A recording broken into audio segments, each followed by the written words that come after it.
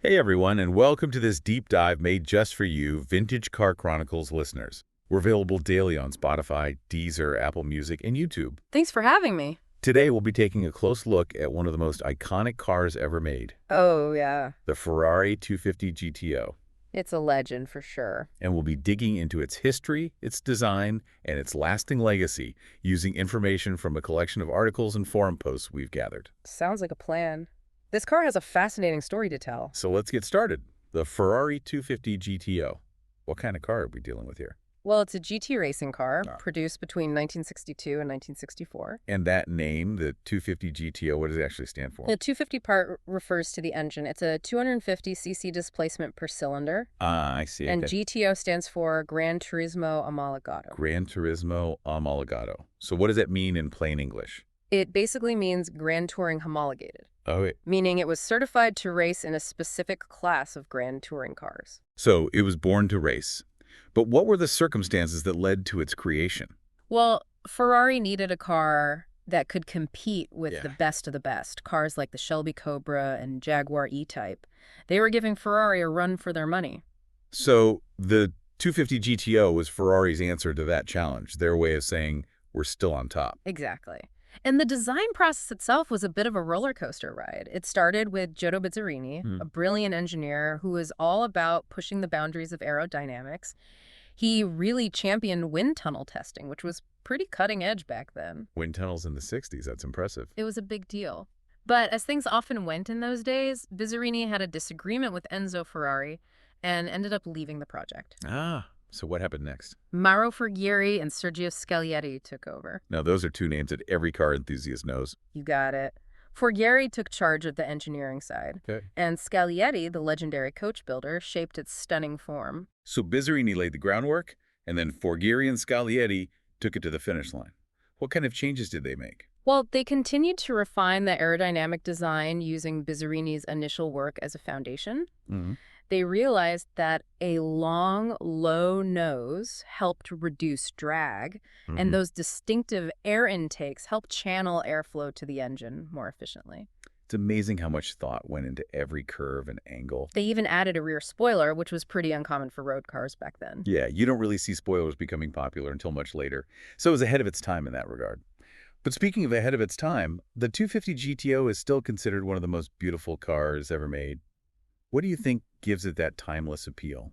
I think it's the combination of elegance, aggression, and a certain minimalist aesthetic that makes it so special. The long sloping hood, the low profile, those muscular fenders, everything about it just screams speed and agility. It's a car that looks fast, even when it's standing still. No. But let's talk about what's under the hood. We know it's beautiful, but how did it perform on the track? Oh, it was a beast.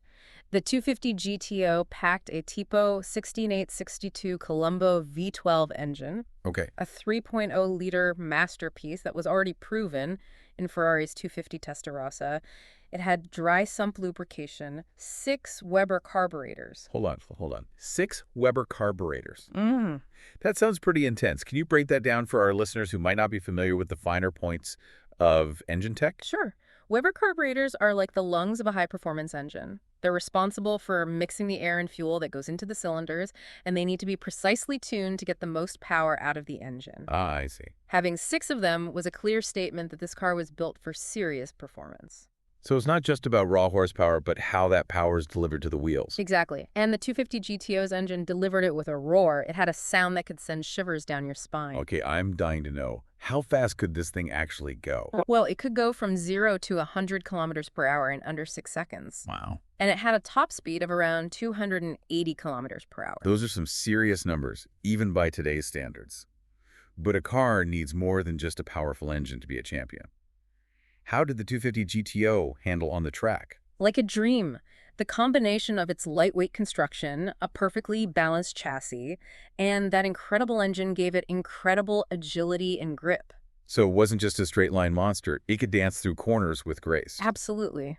And let's not forget that it was designed for endurance races like the 24 Hours of Le Mans, where you need more than just speed. Right. You need a car that's reliable and can go the distance. So the 250 GTO had it all: speed, agility, and endurance. It's no wonder it became a legend. It was truly a special machine. You mentioned earlier that Ferrari used prototypes to develop the 250 GPO. Yeah. Were there any particularly interesting stories about those prototypes? Oh, absolutely. There were two main prototypes, each with its own unique tale to tell. The first one was built from a modified 250 GT SWB chassis and served as a testbed for a lot of the 250 GTO's design features. It raced at Le Mans and Daytona, gathering valuable data. So it was like the proving ground for the final production model. Exactly. It was out there battling it out on the track even before the 250 GTO was officially born. It's like the underdog that went on to become a champion. Yeah. What about the second prototype? I heard it had a rather interesting nickname. Ah, yes. Il Mostro. Il Mostro. What does that mean? The monster. And it definitely lived up to its name. This prototype was all about raw, untamed performance. It had rough, unfinished aluminum bodywork, exposed rivets, a very minimalist interior. It looked like something straight out of a Frankenstein movie. So it was more about function than form. Exactly. It was a test mule, a way to push the limits of what was possible and to gather data without worrying too much about aesthetics. Did the Monster ever see any track time? Oh, yeah. Sterling Moss, one of the greatest racing drivers of all time, tested it at Monza and was blown away by its speed. Right. Sadly, the monster met a rather inglorious end. Once it had served its purpose, it was scrapped. A bit of a sad ending for such a unique car. It's like a tragic hero sacrificing itself for the advancement of automotive technology. In a way, yes, but the lessons learned from the monster lived on in the production model of the 250 GTO. Speaking of the production model, did Ferrari make any changes to the design during its production run? Like a mid-cycle refresh or something? They did. In 1964, they introduced what's known as the Series 2, or the GTO 64. They gave it new bodywork inspired by the 250 LM, which gave it a sleeker, more aerodynamic look. They also made some subtle but important tweaks to the engine and chassis. It's amazing how they were constantly looking for ways to improve the car, even when it was already a winner. That's what made Ferrari so successful. They never rested on their laurels. They were always pushing the boundaries of what was possible. One of the most intriguing stories I've come across about the 250 GTO is the whole homologation mystery. Oh, yeah. The tale of how Enzo Ferrari supposedly outsmarted the FIA inspectors. I have to admit, I'm a little fuzzy on the details. Can you explain what homologation is and why it was such a big deal for the 250 GTO? Sure. Homologation is basically a set of rules that manufacturers have to follow if they want to race their cars in a particular series. Okay. To be eligible for the 250 GTO's class, Ferrari had to build a certain number of road-going versions, 100 to be exact. Ah, I see. But I thought only 36 250 GTOs were ever made. That's right. But the story goes that Enzo Ferrari found a clever way to get around this rule. He supposedly shuffled the same few cars around to make it look like he had produced the required number. Really? So he pulled a fast one on the FIA. Well, that's the legend. But the reality is a bit more nuanced. Ferrari actually played by the rules, but used them to his advantage. You see, the 250 GTO's homologation was actually covered by the earlier 250 GT SWB, which they had already built over 100 of. So it was more like a clever loophole than an outright deception. Precisely. And it wasn't unique to Ferrari either. Other manufacturers used similar tactics at the time. It was all part of the game. So the 250 GTO gets the green light, and it's off to the races. What kind of racing pedigree did it build up? Oh, it was a dominant force on the track. It won the over 2,000 cc class of the FIA's International Championship for GT manufacturers 3 years in a row, from 1962 to 1964.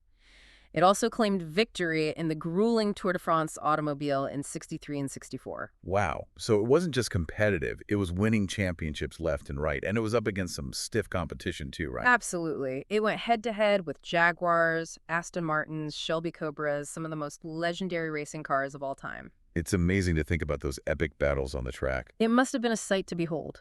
And it's important to remember that the 250 GTO was one of the last front-engine cars to achieve that level of success in top-tier sports car racing. It really marked the end of an era. So the 250 GTO retires from racing.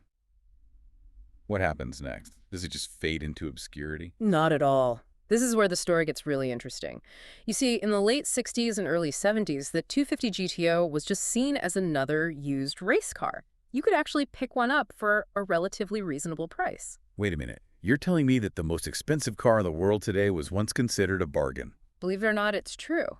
But as classic car values started to climb in the late 70s and 80s, people began to realize what a special car the 250 GTO really was. It's like a hidden gem that suddenly became the crown jewel. Exactly. And as its reputation grew, so did its price tag. And how? I've heard some mind-boggling figures about what these cars sell for these days. We're talking tens of millions of dollars, sometimes even more. It's a car that consistently breaks records at auctions. And speaking of auctions, there's one story that I have to ask you about. It involves a 250 GTO, a legendary rock band, and one of the best-selling albums of all time. You must be talking about Nick Mason, the drummer for Pink Floyd, and his 250 GTO. That's the one. Tell us more about it. Well, the story goes that Nick Mason used some of the money he made from Pink Floyd's album, The Dark Side of the Moon, That's a pretty good album. to buy his 250 GTO back in 1977. That's incredible. It's like the perfect intersection of rock and roll history and automotive legend. So we've established that 250 GTOs are incredibly valuable. Yes. But what makes them so sought after by collectors? Is it just the rarity and the beauty? It's definitely a combination of factors. The rarity is obviously a big part of it. There are only 36 of these cars in existence. But it's more than that. The 250 GTO represents a golden age of Ferrari, a time when they were not only building beautiful cars, Right. but also dominating the racetrack. It's a masterpiece of engineering, a perfect blend of power, agility, and timeless design. It's a car that speaks to something deeper than just transportation, isn't it? It certainly is. Owning a 250 GTO is like owning a piece of history, Yeah. a tangible link to a time when driving was an art form. And that legacy continues to grow with each passing year. It does. It's amazing how a car built over half a century ago can still capture our imaginations today. You know, it really is. It just goes to show that true automotive excellence is timeless. It's incredible, isn't it, how one car has become such a cultural icon. You see it everywhere. Posters, movies, even video games. It really has become more than just a car. But what is it about the 250 GTO that captures our imaginations? I think it represents a time when cars were more than just machines. They were expressions of passion and artistry, a kind of romanticism. It's that pursuit of perfection, isn't it? Yeah. Creating something truly exceptional in terms of both beauty and performance. Exactly. And it's not just about the car itself. It's about the people who designed it, built it, raced it, and the people who preserve it today. It's about the stories. Yes. The legends. Absolutely. You mentioned some 250 GTOs have particularly interesting histories. Oh, they do, like chassis number 37005 GT. It raced at the 24 Hours of Le Mans in 1962. Le Mans. Yeah. For those who aren't familiar, why is that race such a big deal? Well, Le Mans is considered the ultimate test of endurance in motorsports. It's a 24-hour race, Wow. pushing both the drivers and the cars to their absolute limits. It's a test of not just speed, but reliability, strategy, willpower. It's the ultimate proving ground. So how did 3705 GT fare in this grueling race? It took second place overall. Second overall. Yeah. That's amazing. It really solidified the 250 GTO's reputation, not just as a fast car, but as a durable and reliable one. So it can go the distance. It's not just a sprinter, it's a marathon runner. Exactly. And 375 GT has changed hands several times over the years, but has always been cherished and carefully preserved. It's in amazing condition today. It's like it has a life of its own, a journey through time, touching the lives of all these different people. I think you're right. These cars are vessels of history, stories and emotions, connecting us to the past, to the people who designed them, built them, raced them, owned them. We've talked about the 1960s being this golden age for car design. What were some of the other iconic cars of that era that the 250 GTO shared the stage with? Oh, there were so many incredible cars back then. You had the Jaguar E-Type with its sleek aerodynamic beauty, the Aston Martin DB5, which will always be associated with James Bond. A classic. And then there were the American muscle cars like the Ford Mustang and the Chevrolet Corvette. So much power. It's like each car embodied a different aspect of that era's spirit. I think that's a great way to put it. It was a time of pushing boundaries, exploring new ideas, and creating cars that were both beautiful and technologically advanced. And the 250 GTO, with its timeless design and performance, really stands as a symbol of that golden age. It does. We often get caught up in the big picture, but sometimes it's the little details that reveal the true genius of a design. Mm-hmm. Are there any small details on the 250 GTO that you find particularly noteworthy? What always catches my eye? It's that exposed metal gate that shows the shift pattern for the gearbox. I love that detail. It's like jewelry. It's not just decorative, though. It's actually functional. How so? Well, that exposed gate allows the driver to see exactly where each gear is, which makes for quicker, more precise shifts. It's a perfect example of how Ferrari blended form and function, even in the smallest details. It reminds us that while the 250 GTO was a race car at heart, it was also designed to be driven and enjoyed on the open road. Do you have any anecdotes about 250 GTO owners who really embodied that spirit, people who really got out there and drove these cars the way they were meant to be driven? Well, there's a great story about chassis number 3729 GT. This was a right-hand drive model that was originally delivered to the UK. It was purchased new by a British racing driver named John Coombs. John Coons? He was known for his impeccable taste in cars and his aggressive driving style. He raced the car extensively and racked up quite a few bumps and scrapes along the way. So this car has seen some action. Oh, it has. But despite its adventurous life, it's remained one of the most original and well-preserved 250 GTOs. It's really a testament to Coombs' care for the car and to the quality of Ferrari's craftsmanship. It's inspiring to see how these cars transcend their material value and become vessels for stories, memories, and a passion that spans generations. You can really feel that history when you look at a car like that. I agree. The 250 GTO, with its ability to evoke such strong emotions, is a testament to the enduring power of automotive excellence. It's more than just a car. It's an experience. It's about the stories, Yes. the people, It is. the moments of triumph and heartbreak that are woven into its history. That's it. Exactly. And on that note, we'll take a short break and be back soon to wrap up this fascinating deep dive into the world of the Ferrari 250 GTO.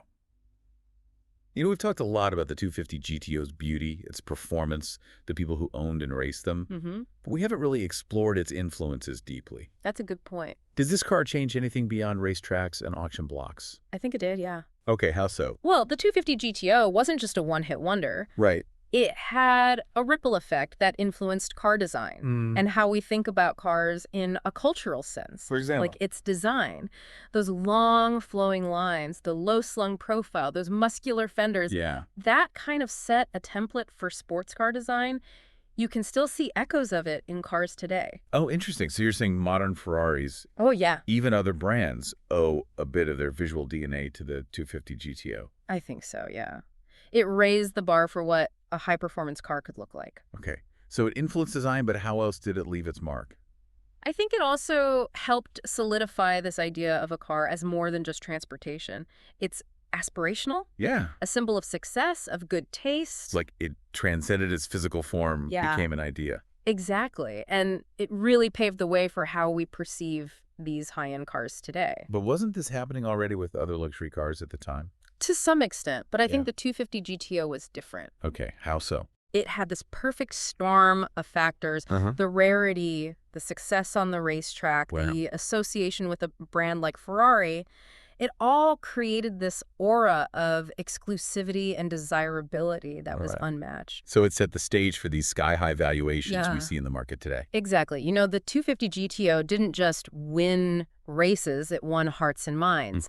And that's a much more lasting victory. It's amazing how a machine made of metal and rubber can have that kind of power, that emotional resonance. It is, yeah. It's a testament to the artistry and the engineering that went into creating it. Speaking of powerful stories, I read that there's one about chassis number 4293 GT Oh, yeah. that really captures the drama, the Yeah. intensity of the 200T GTO's racing days. That one's a classic. What happened? So picture this, the 1963 24 Hours of Le Mans. Okay. 4293 GT is part of a two-car Ferrari team. They're battling for the lead against Aston Martin. It's a grueling race. Yeah. Cars are dropping out left and right. It's as much a battle of attrition as speed. Yeah, exactly. As the final hours approach, the two Ferraris and one Aston Martin are neck and neck. The tension is just palpable. I can only imagine. Then, with just a few laps to go, the leading Aston Martin has a gearbox failure. Oh, no. So close. I know. Heartbreak for Aston Martin, but a huge win for Ferrari. Did 4293 GT win the race? No, it actually finished third. Okay. But it helped secure valuable points for Ferrari, Mm-hmm. which helped them clinch the World Sports Car Championship that year. It's a reminder that racing is a team sport. Every car, every driver plays a crucial role. Absolutely. It also really underscores the 250 GTO's capabilities, not just raw speed, Yeah. but its reliability and its ability to perform under pressure. What a story. It's a good one. Really captures the spirit of that era, the intensity of the competition, the 250 GTO's place in the history of motorsport. Hector. And it reminds us that the legacy of this car goes beyond its monetary value. It's about the stories, the people, Yeah. the moments of triumph and heartbreak that are woven into its history. That's what makes it so special. Well, I think it's safe to say that the Ferrari 250 GTO isn't just a car. No. It's a legend, an Absolutely. object of desire, a work of art, Mm-hmm. a testament to human ingenuity and passion. It is a true icon. Well, thank you so much for sharing your insights with us today. It's been a real pleasure learning more about this incredible car. It's been my pleasure. And to our Vintage Car Chronicles listeners, Yes, thank you for joining us on this deep dive. we appreciate you. We hope you've enjoyed this episode. We'll be back tomorrow with another one. And remember, a new episode of Vintage Car Chronicles is waiting for you every day on Spotify, Deezer, Apple Music, and YouTube. So until next time, happy listening.